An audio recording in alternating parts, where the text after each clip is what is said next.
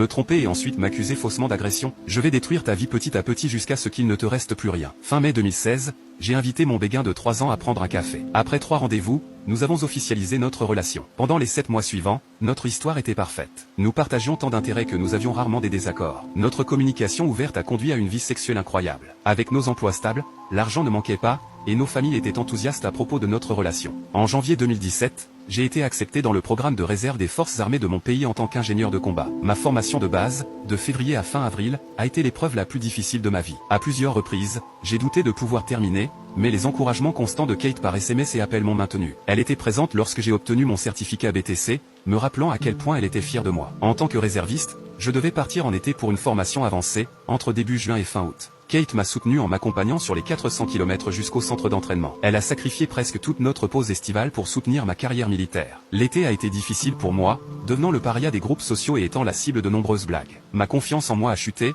mais la confiance de Kate en moi m'a aidé à surmonter ces épreuves. J'ai terminé 5e sur le parcours, et je lui en étais reconnaissant. Après notre retour à la maison, notre relation a commencé à se détériorer. Selon Kate, je n'étais plus aussi spontané et extraverti qu'auparavant. Je devenais distant, prenant les plaisanteries comme des critiques personnelles, préférant rester à l'intérieur et regarder des films plutôt que de sortir. Sans que nous le sachions, l'été avait fait naître en moi une anxiété sociale, ce qui a affecté notre relation. À l'approche de notre 2e anniversaire en 2018, une dispute due à un petit malentendu a entraîné notre rupture. J'étais dévasté, mais 3 jours plus tard, elle m'a envoyé un SMS disant qu'elle voulait réparer les choses. Bien que nous soyons restés en contact, nous ne nous sommes pas vus pendant 3 semaines. Lentement, nous avons commencé à réparer notre relation. Cependant, lorsque nous nous sommes officiellement remis ensemble, tout avait changé. Chaque conversation était tendue, exacerbant mon anxiété et aggravant notre relation déjà fragile. Les tensions ont atteint un sommet à la fin de juillet. À l'école, Kate avait rencontré un homme nommé John. Elle a trouvé en lui ce qu'elle pensait avoir perdu avec moi, et ils sont devenus très proches. John l'a soutenue pendant notre rupture. Chaque fois que je faisais une erreur. Je connaissais John,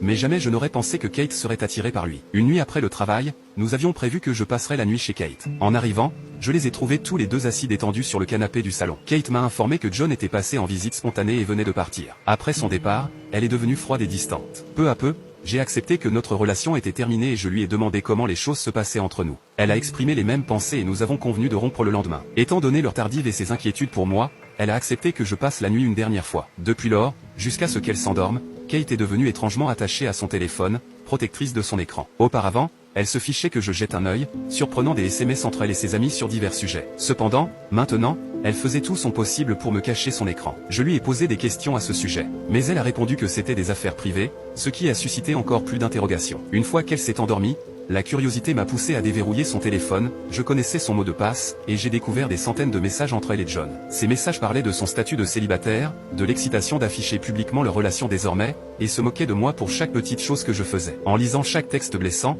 j'ai pleuré silencieusement. Mes larmes n'étaient pas aussi discrètes que je le pensais. Kate a bougé, lorsqu'elle a compris ce que je faisais, elle a explosé de colère. Incapable de trouver la force ou les mots pour me défendre, j'ai simplement rassemblé mes affaires et je suis parti, Kate criant et hurlant après moi. Il était tard dans la matinée quand je suis finalement rentré chez moi. Je me suis effondré et pleuré toute la nuit. Le lendemain, j'ai appelé au travail pour dire que j'étais malade et j'ai passé la journée à ruminer dans mon lit. Le jour suivant, j'ai reçu plusieurs SMS en colère de la part des amis et de la famille de Kate. Dans le but de protéger son image et de contrecarrer toute révélation de ma part, elle a raconté à tout le monde que je m'avais agressé cette nuit-là, dans un dernier effort désespéré avant notre rupture, et que je m'étais enfui après l'acte. Bien que mes actions aient été blessantes, elle a refusé de porter plainte, prétendant qu'elle ne voulait pas créer de scandale au tribunal et se présenter comme la personne mature dans toute cette histoire. J'ai passé les mois suivants dans la crainte que ces accusations ne me coûtent ma carrière militaire et ne ternissent irrémédiablement ma réputation. Heureusement, rien de tout cela ne s'est produit. 5 mois plus tard, Kate m'a appelé. Après quelques plaisanteries, elle s'est essentiellement excusée pour tout cela, admettant même avoir menti, bien qu'elle ne l'ait jamais avoué publiquement pour sauver sa propre réputation. Tant pis pour ma réputation. Cela m'a mis en colère,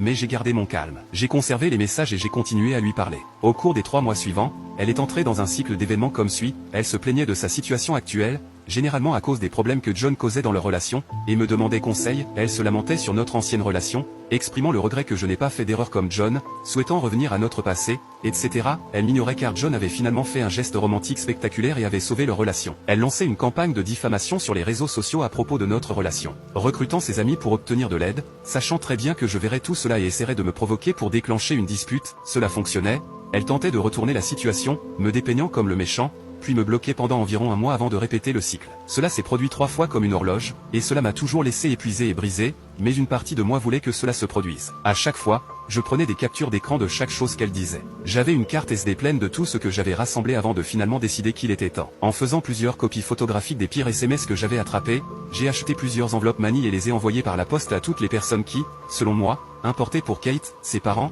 ses grands-parents, sa famille élargie avec qui elle était très proche, ses meilleurs amis, son patron, ses collègues, ses enseignants, pour toute personne pour laquelle je pouvais trouver une adresse postale. Je me suis assuré que quiconque recevrait l'enveloppe saurait que les SMS étaient entre Kate et moi, et je les ai envoyés. En 3 semaines, j'ai eu des résultats. Certaines des personnes qui m'avaient envoyé des messages pour me faire honte et m'insulter auparavant se sont excusées pour leurs paroles. Mon préféré venait de ses propres parents, qui ont continué en disant qu'ils étaient profondément désolés du comportement de leur fille, de la façon dont ils l'avaient élevée pour qu'elle soit meilleure que la façon dont elle agissait, et qu'ils ne porteraient pas plainte. L'idée m'avait traversé l'esprit, mais je n'avais ni l'argent ni la force mentale pour mener une bataille juridique. Je leur ai dit que j'y réfléchirais, et qu'ils seraient les premiers au courant à part Kate si je décidais de le faire. Kate m'a également envoyé des textos, avec des messages tels que « Comment as-tu pu trahir ma confiance comme ça ou « Tu as ruiné ma vie, espèce de salaud ». Je n'ai pas répondu, j'ai simplement lu tous les textos en colère qui arrivaient avec un sourire satisfait, puis je les bloquais quand ils se sont arrêtés. Je n'ai jamais vraiment compris à quel point sa vie avait été affectée par ma vengeance, mais je sais qu'elle a abandonné l'école et n'a plus de travail. J'espère que John en valait la peine. J'ai enduré sa méchanceté pendant 1 an, rassemblant des preuves contre elle par SMS, et j'ai socialement détruit sa vie.